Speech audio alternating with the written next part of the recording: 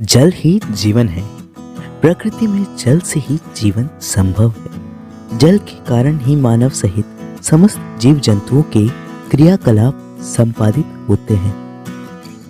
तो कैसे कैसे आप लोग आई होप सच होंगे। हाँ, मैंने अभी ये जो बोला तो थोड़ा सा स्लोली बोला, जिससे कि आपको लगा होगा कि ये क्या मैं हिस्ट्री में आ चुका हूँ। मतलब कि जो पुराने ज़माने में टीवी शोज आते थे उनमें लोग इसी तरह से बात करते थे यार, बहुत बोरिंग लगता था।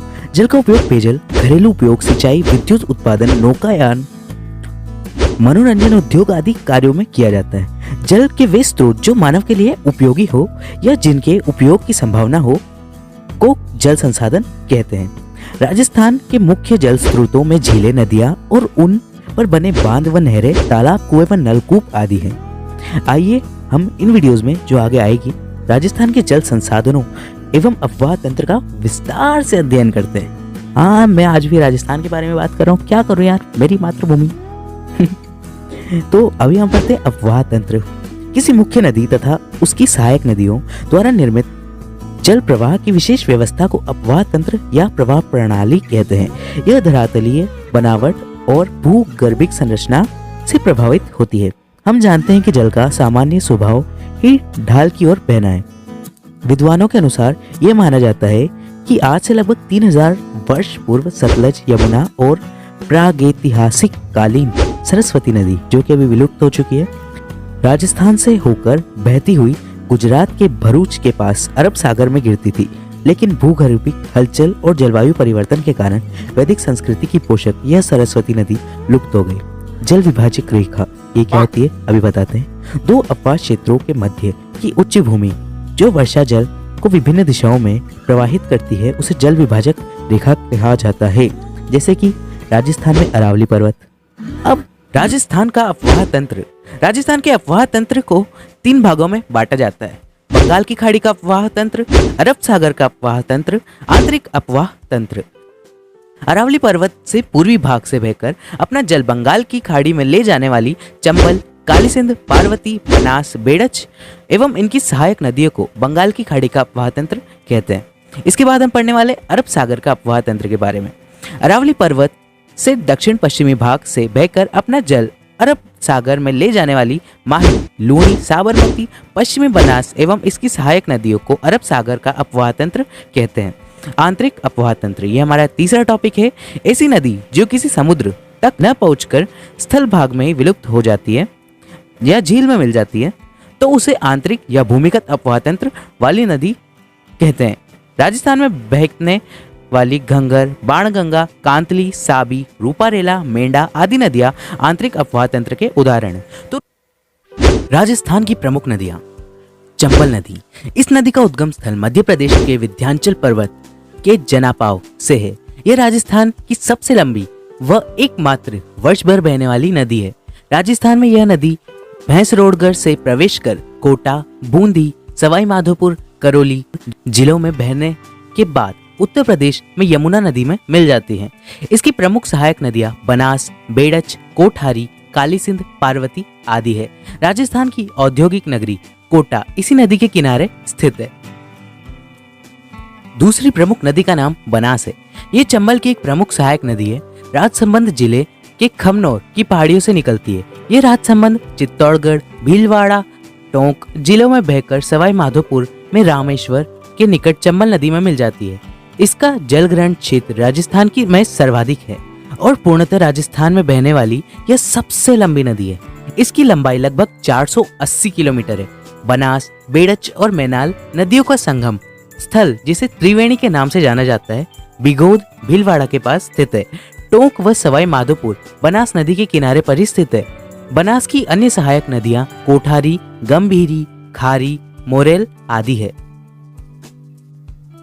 हमारी तीसरी प्रमुख नदी है लूनी नदी। अजमेर जिले में गोविंदगढ़ के निकट सरस्वती व साबरमती नामक 2 धाराओं से मिलने से इस नदी का उद्गम होता है।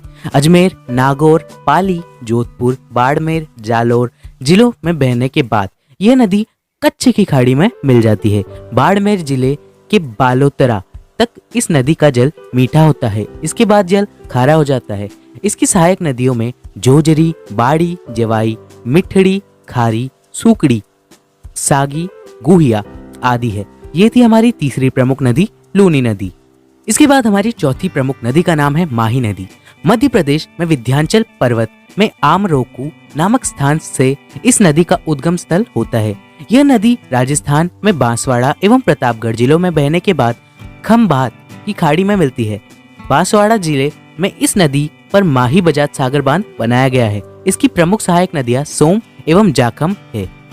हमारी पांचवी सहायक नदी का नाम है बाणगंगा। इस नदी का उद्गम जयपुर जिले में स्थित अरावली की बैराट पहाड़ी से होता है।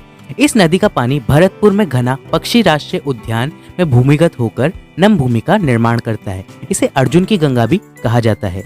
इसके बाद हमारी छठी और आखिरी प्रमुख नदी का नाम घंगर है। इस नदी का उद्गम हिमाचल प्रदेश में हिमालय पर्वत की शिवालिक श्रेणी से होता है। उत्तरी राजस्थान में यह नदी हनुमानगढ़ में प्रवेश कर श्री गंगानगर में भूमिगत हो जाती है। इस नदी को प्राचीन सरस्वती की सहायक माना जाता है। यह राजस्थान की आंतरिक प्रवाह प्रणाली सबसे लंबी नदी है। राजस्थान की प्रमुख नदी घाटी परियोजनाएं।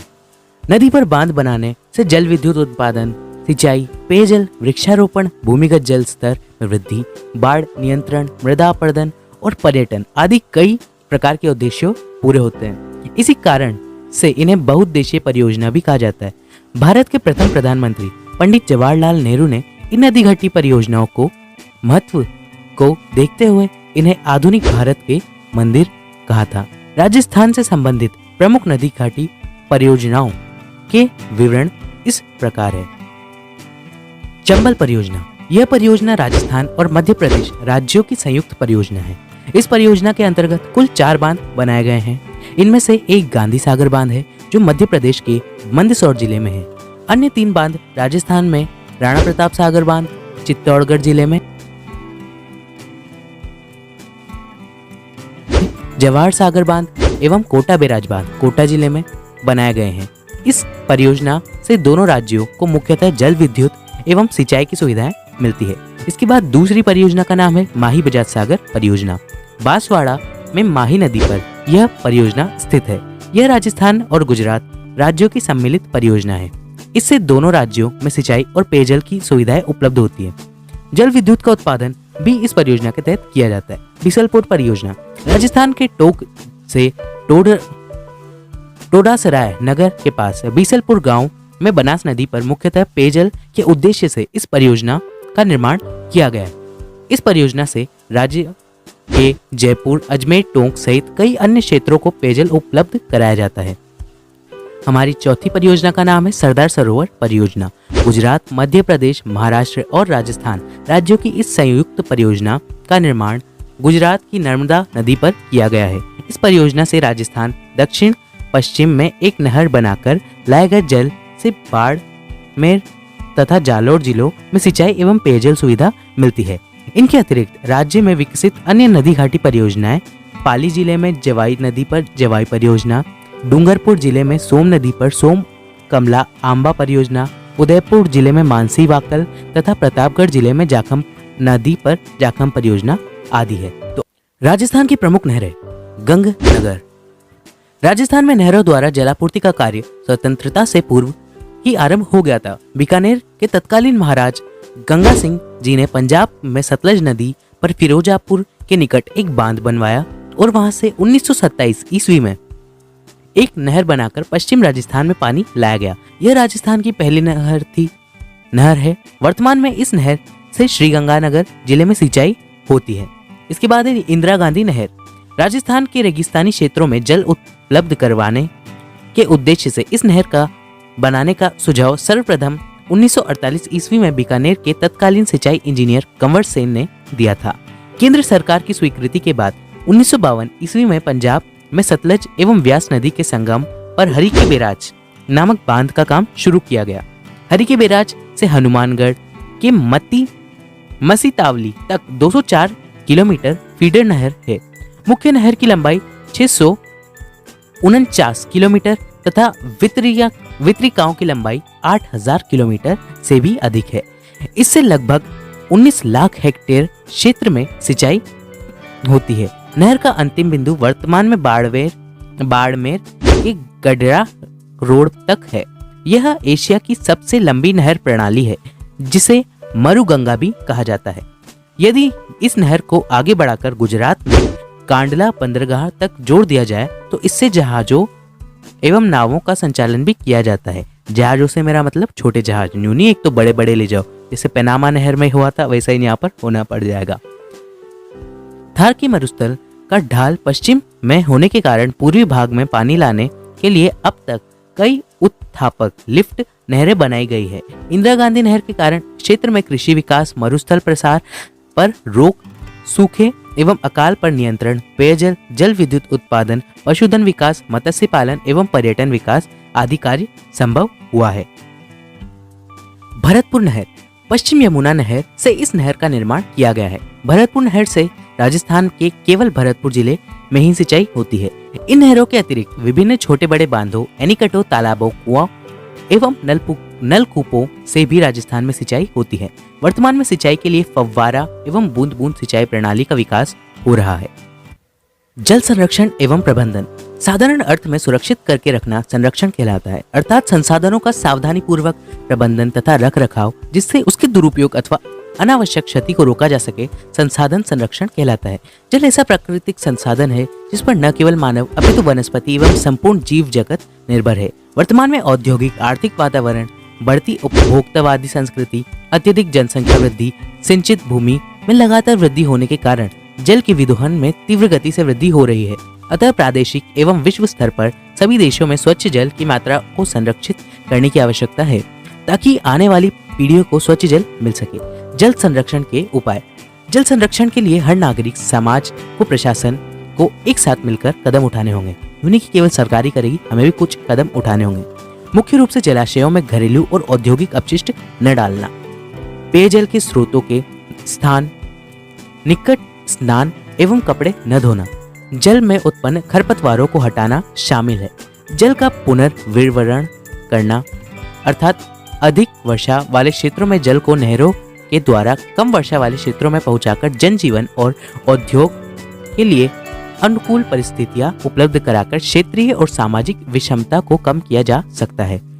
इनके साथ साथ जल संचयन, जनसंख्या नियंत्रण, सिंचाई को उन्नत विधियों के प्रयोग, वनावरण में वृद्धि, भूमिगत जल का विवेकपूर्ण उपयोग और जल की पुनरावृत्ति आदि प्रयत्नों से जल की कमी और अवनयन की स्थिति में सुधार लाया जा सकता है। राजस्थान के लगभग हर क्षेत्र में कई प्रकार के जल स्रोत पाए जाते हैं। प्राचीन काल में इन जल स्रोतों में लोग जल उपलब्ध होता था, इनकी अच्छी तरह से देख रेख की जाती थी। जल के विभिन्न जिलों में पाए जाने वाले तालाब, झीलें, कुएं, बावड़ियां आदि इसके उदाहरण हैं। तत्कालीन राजा महाराजाओं ने जल संचयन और जल संरक्षण के लिए कई उपाय किए। इसी तरह के प्रयास उदयपुर के शासकों द्वारा भी किए गए, जिनकी संक्षिप्त जानकारी आगे यानी कि कल की वीडियो में हम बताने वाले हैं आपको। राजस्थान में ऐतिहासिक जल प्रबंधन प्रणाली। राजस्थान में जल संरक्षण की विचारधारा बहुत प्राचीन है। यहाँ के राणाओं ने कई झीलों का निर्माण करवाया है।